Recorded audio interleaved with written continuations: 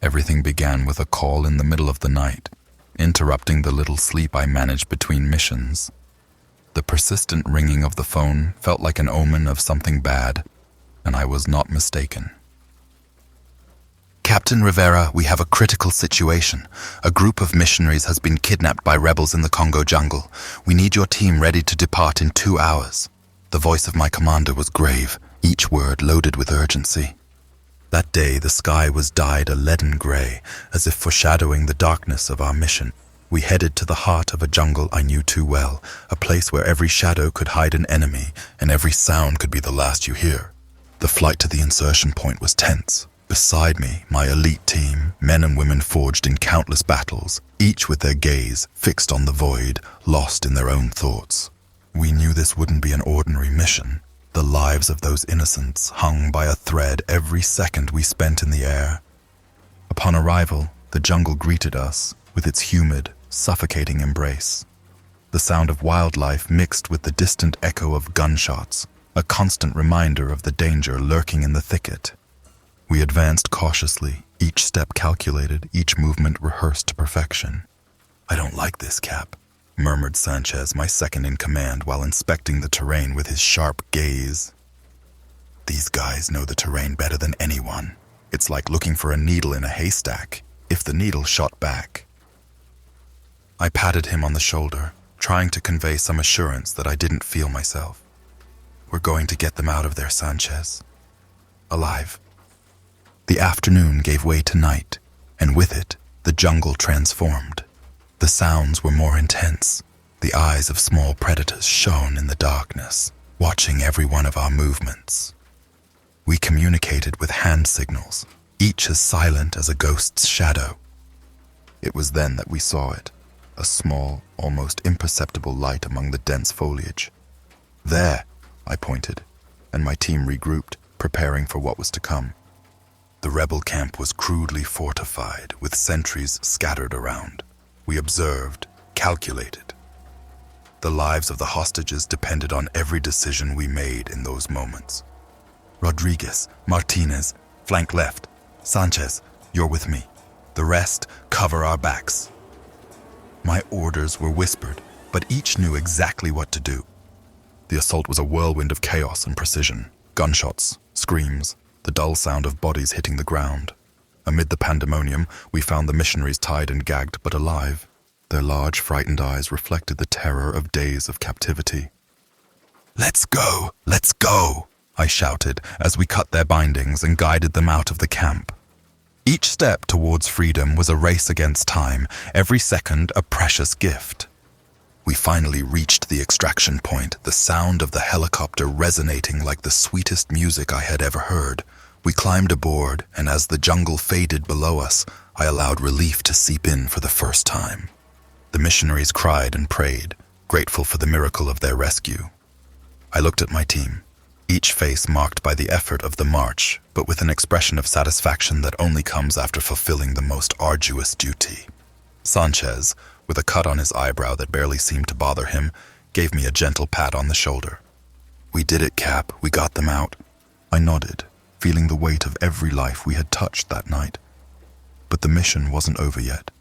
We had to return to the base, ensure the missionaries received the necessary medical attention, and report the details of the encounter. The adrenaline began to dissipate, leaving in its place the fatigue and aftermath of the combat. Once at the base, the doctors took over, tending to the physical wounds of the rescued. We, on the other hand, had to face our own, those not always visible at first glance. Debriefings with intelligence officers followed one after another, each question an excavation deeper into the fresh memories of the jungle. "Captain Rivera, was there any moment when you felt the mission could fail?" asked an officer with a notebook in hand. I looked at my comrades, recalling each face in the darkness, every decision made with intertwined hope and fear. "There's always a moment," I responded sincerely, "but I trust my team. We know every mission could be the last, and that unites us more than anything." The following days were a blur of reports, meetings, and brief ceremonies. The missionaries were sent back to their home countries, each carrying a part of that dark jungle in their hearts, just like us. The news briefly covered the rescue, a segment among many others. But for us, the details would always remain vivid, every sound and shadow etched in our memory. Eventually, routine resumed. Training, preparations for the next mission, life at the base with its small daily occurrences. But at night, when the world seemed silent and distant, my mind returned to the jungle. I could hear the murmur of the leaves, the distant call of a nocturnal bird, the whisper of rain on the canopy. Those moments reminded me why we did what we did, not for medals or headlines, but for the chance to lend a hand in the darkest places, to bring light to the deepest shadows. Each rescue, each mission changed us, molded us into something more than soldiers. We were guardians, protectors in the chaos.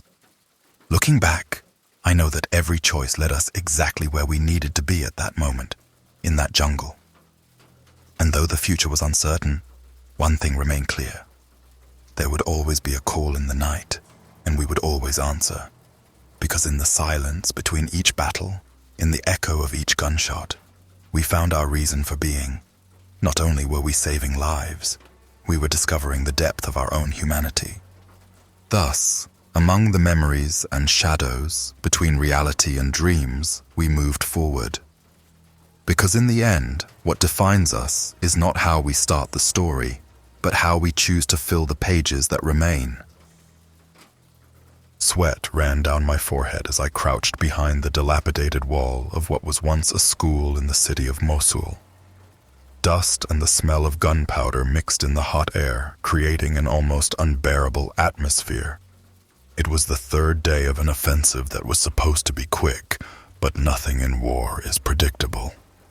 It was night, though the sky was lit by flames and explosions resounding in the distance. Beside me, Martinez cradled his rifle, looking through the broken window, trying to decipher shadows in the darkness. "Do you think they'll pass the night, Sergeant?" he asked, his voice denoting more curiosity than fear. "I hope so, soldier. We have to hold the position until dawn," I replied, though in my mind, I doubted every decision made so far. Suddenly a subtle noise, almost drowned out by the distant roar of mortars, caught our attention. Footsteps. Someone was approaching. I signaled Martinez to be ready, and we both aimed at the small entrance, still hanging from its hinges. "Identify yourself!" I shouted, my voice as firm as I could make it. The footsteps stopped, a moment of silence. Then a trembling voice responded, "Please don't shoot. We are civilians." My heart raced. Civilians. We were not prepared for this. With a hand gesture, I lowered my weapon and cautiously peeked out. Before us stood a woman holding a child in her arms and two teenagers at her side, revealed under the dim moonlight. They were dirty, scared, and clearly exhausted. "We are seeking refuge," the woman explained, her voice laden with desperation. "Please help us." I looked at Martinez, seeking any objection, but found the same doubt consuming me in his eyes. Our mission was clear: hold the position and secure the area. But how could we ignore those needing help because of the conflict we were fighting? "All right, come in quickly," I finally said, stepping aside to let them pass. The family hurried in, looking around with fear, but with a glimmer of relief. Once inside, the woman told me her story. They lived a few streets away, and their home had been destroyed in a recent bombing. "We just want to survive this," she whispered, holding her child tighter. "We spent the night awake, alternating guard duty while the family rested in a corner of the building. Every noise, every moving shadow in the darkness brought a new peak of tension. We not only had to stay alert for the enemy, but were also responsible for innocent lives. At dawn, the radio crackled with anxious voices asking for reports and updates. I reported our situation, mentioning the presence of the civilians. There was a pause on the other end of the line, a silence that seemed to stretch for hours. "Understood, Sergeant. Hold your position, but ensure those civilians are evacuated at the first opportunity." The relief was momentary, knowing the real test was yet to come. Over the next hours, as the sound of combat intensified, we coordinated a plan to move the family to a safer place. Each decision was a delicate balance between fulfilling our mission and not putting civilians at unnecessary risk. Finally, the time for evacuation came. With the help of reinforcements, we escorted the family through labyrinthine streets and smoldering ruins. It has been a long time since I stopped counting the days since that first contact. Memory plays tricks, especially when it tries to protect you from too dark memories. However, certain images remain vivid in my mind, as if they were etched with fire. I was the leader of a small military expedition sent to explore a little-known region of the Amazon jungle. The objective was clear: secure the area for future scientific studies. However, what we found there was something no military training could have prepared me for. Our first encounter with the tribe was accidental. We were following a river that snaked through the dense vegetation when we saw them. Figures barely visible among the thicket, moving with a grace that could only develop after generations living in perfect symbiosis with the natural environment. At first, I thought they would flee, but they approached with curiosity, though with palpable caution. Their adornments were simple but meaningful, and their eyes reflected a mix of wisdom and wariness. "Hello, we come in peace," I said in Spanish, doubting they could understand me. Surprisingly, one of them, an old man with a face marked by deep wrinkles, responded in rudimentary Spanish. "Peace, yes, come with us." They led us to their village, a set of structures that seemed a natural extension of the jungle itself. There we were received with a mix of hospitality and reserve. They offered us a plant-based drink and invited us to sit in a circle. The old man who spoke some Spanish introduced himself as Aruka. He explained that they rarely saw outsiders and that the jungle was a sacred place, full of spirits and ancient forces. Then his tone turned grave. "But there is also darkness here," he said, looking at each of us intently. "An ancient evil sleeping deep in the jungle. You must not awaken it." My men exchanged nervous glances. It was evident that the old man's words caused them unease, though none wanted to admit it. "What kind of evil?" I asked, driven by a mix of skepticism and a disturbing premonition. Aruka closed his eyes as if recalling the details caused him pain. "It is an ancient entity, a soul devourer. Our ancestors trapped it in a hidden place marked by black stones. No member of our tribe goes near that place. It is taboo." The temptation to explore and document the site was immediate among my men, but something in Aruka's warning made me hesitate. That night we discussed our options. Most were in favor of following the protocol, securing the area, and avoiding any alteration. However, curiosity prevailed, and at dawn, we decided to search for the place described by Aruka. We delved deeper into the jungle, guided by the vague indications we had managed to extract from the rest of the tribe. After hours of marching, we found the black stones. They were arranged in a circle with intricate carvings, unlike anything we had seen before. "I don't like this, Captain," murmured Garcia, one of my most experienced subordinates. "This is not something natural. It's as if these stones breathed." Ignoring the instinct to retreat, I decided we needed to investigate further. Inside the circle, the air felt colder, denser. Each step seemed to require more effort, as if an invisible force pushed us back. Suddenly, one of the soldiers screamed. We all turned to see him fall to the ground, convulsing violently. I ran to him, but before I could reach him, his body stopped moving. His gaze was fixed, empty, as if something had ripped the life out of him from within. Panic seized the group. "We have to get out of here!" Martinez shouted, grabbing another soldier by the arm and pulling him back. But before we could take another step, a dense, oscillating shadow emerged from the center of the stone circle. It was a black mass, almost ethereal, moving with disturbing agility. "Form a circle, aim at the center," I ordered, trying to maintain calm amid the chaos. The men obeyed, but their hands trembled, their rifles aimed at a shadow that seemed to mock our weapons. The entity expanded, growing in intensity and darkness. I felt the air compressing around us, as if trying to crush us. Just when I thought all was lost, Aruka appeared at the edge of the stone circle, flanked by several elders of the tribe. "You must leave this place!" shouted the old man, advancing towards the entity with an object in his hand that emitted a faint glow. It was some kind of amulet carved with the same symbols as the stones. The shadow writhed as if the presence of the amulet disturbed it. Aruka began to chant in his native tongue, a melody that sounded both like a lament and a warning. The other elders joined, their voices rising above the entity's threatening whisper. Little by little, the shadow began to diminish, retreating as if the chant and amulet burned it. Finally, with a final scream that echoed in the jungle, the entity disappeared, leaving only the cold and an overwhelming silence behind. Aruka approached us, his face grave. "You should not have come here," he said simply. "This evil is ancient and must not be disturbed. Your friend has paid the price for this transgression." They guided us back to the village, where our comrade's body was prepared for the return journey. The tribe offered purification rituals for us, trying to cleanse the dark touch we had experienced. We accepted, not out of belief, but from a deep sense of needing to rid ourselves of the heaviness oppressing our chests. When we finally left the jungle, the silence between us was palpable. No one wanted to speak of what had happened. We reported it as an encounter with unidentified hostile forces, knowing that the truth was something even we did not fully understand. I returned home weeks later, but the peace I hoped to find eluded me. Every shadow in the corner of my room reminded me of the entity. Every whisper of the wind brought echoes of Aruka's chant. I learned that there are places in this world beyond our understanding and control, and that there are lines that should never be crossed.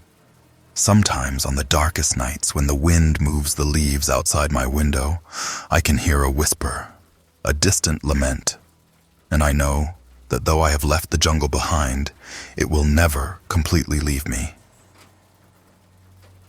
It all began with the drizzle that wouldn't stop and the overcast sky that greeted us upon our arrival.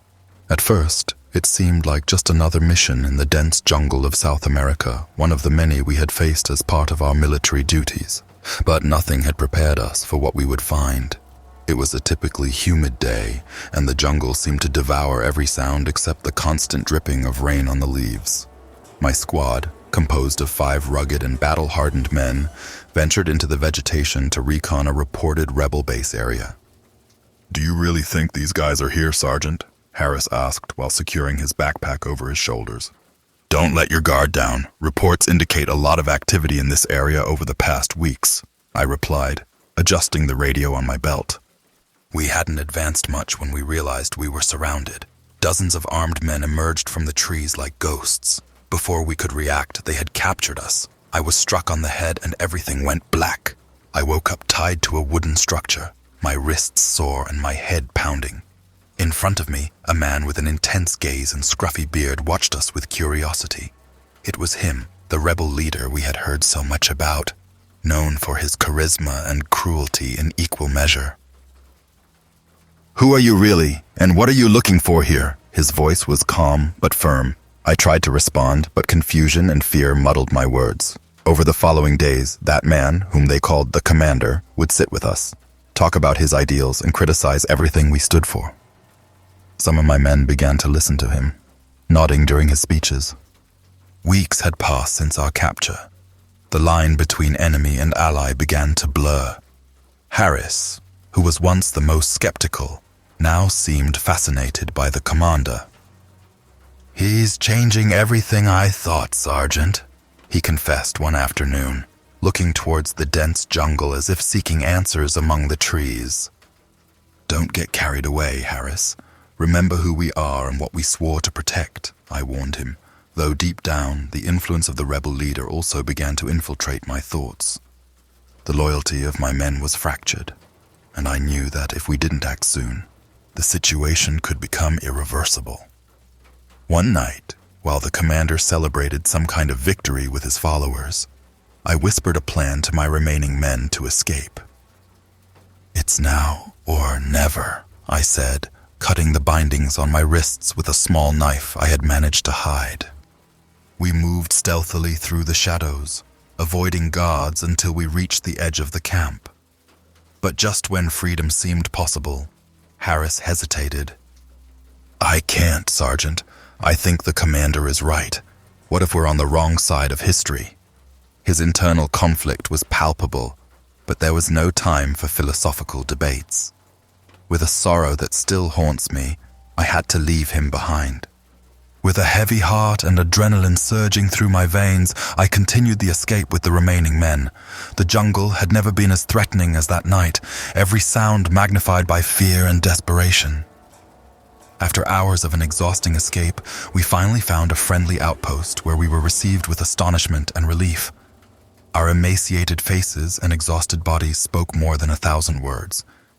We reported the situation, including the difficult decision to leave Harris behind, and soon a rescue mission was organized, though with little hope of success given the terrain's complexity and the commander's cunning.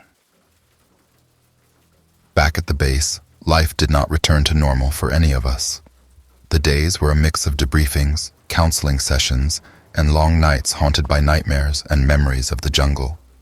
The doubt the commander had planted in us grew silently, fueling discussions and disagreements among the team. One afternoon, I received the call I had been dreading but hoping for. They had found Harris, alive but not whole. He had been left on one of the known patrol routes, almost as if the commander wanted us to find him. When Harris returned, his gaze had changed. There was a new depth in his eyes, a mix of remorse and something unfathomable that I couldn't interpret. The first days were difficult. He avoided talking about the time after our separation and was evasive with details. One afternoon, I decided to confront the situation. We sat with the jungle still resonating in the back of our minds and talked. "Harris, I need you to tell me what happened," I insisted. In a low voice, almost a whisper, he began to recount his experience after our separation. The commander had taken him under his wing, showing him a vision of the world that challenged everything we had learned and believed. It wasn't just manipulation. It was a complete re-education. I thought I could understand, Sergeant. I believed that maybe, in some corner of this madness, there was some truth in his words, Harris confessed. Harris's story stirred a storm at the base. Some saw his return and words as proof of the enemy's manipulation. Others, like me, began to question not just our mission, but the righteousness of our actions. I decided to investigate more about the commander and his ideals. Among confiscated documents and testimonies from other liberated prisoners, the layers of truth became more complex and contradictory. War, I learned the hard way, is never black and white. Months later, with the mission officially completed, the squad disbanded. Each carried the scars of those days in the jungle and the lessons learned from an enemy who had not only fought us but also changed us. Harris retired from active service, seeking peace in a small town far from the world's hustle, while I decided to dedicate my life to diplomacy, hoping to find solutions in words before weapons. And so, as I write these lines with the rain tapping on my window, remembering those days in the dense jungle, I wonder if we will ever fully understand what we lived through. But one thing is certain. The jungle changed us, and perhaps in some twisted sense for the better. Since time immemorial, I have remained here, extending my roots deep into the earth and my branches toward the sky. I have witnessed the passage of countless creatures, from the smallest ants to the largest predators. But recently, I have felt the arrival of a new species of predators, humans. Specifically, a group of soldiers who have come to invade my space, to destroy my peace with their machines and weapons. It all began when they established their first camp. They tore down my youngest trees to make way, their boots trampling my delicate flowers and their hands cutting my vines.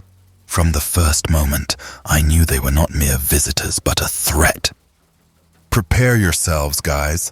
This jungle is hostile, but we are tougher," said the commander as he ordered his men to deploy their equipment. I watched and listened, waiting for the right moment to act. One night, while the men slept, I decided to communicate with them. My leaves whispered in the wind, and my branches creaked under the weight of my anger. "Did you hear that?" murmured one of the soldiers, startled. "It's just the wind, don't be a coward," replied another, though his voice trembled slightly. I took advantage of that initial fear to sow doubts and discord among them.